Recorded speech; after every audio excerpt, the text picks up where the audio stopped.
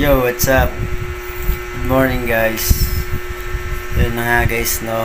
May balita tayo, no. May magandang balita tayo. After 5 months guys, 5 months. Ito na yung inaantay natin. Maimbitahan ni YouTube.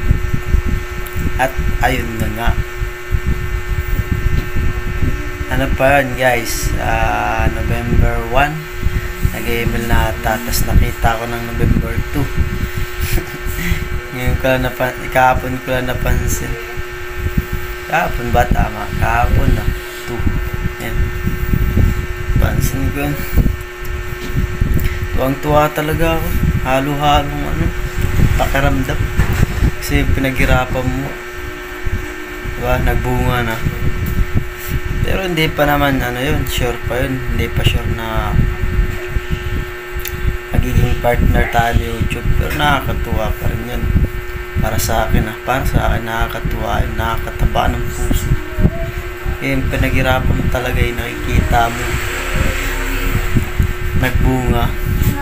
Ayan guys, yung next na ibablog natin guys, yung na-approvean tayo, yung approve tayo sa YouTube partner program.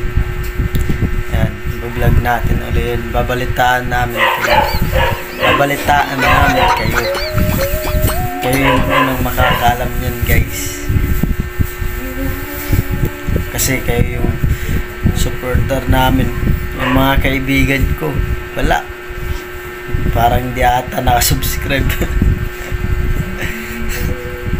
Hindi tayo sinusuporta ng mga kaibigan natin eh. Wala nga nagsishare eh.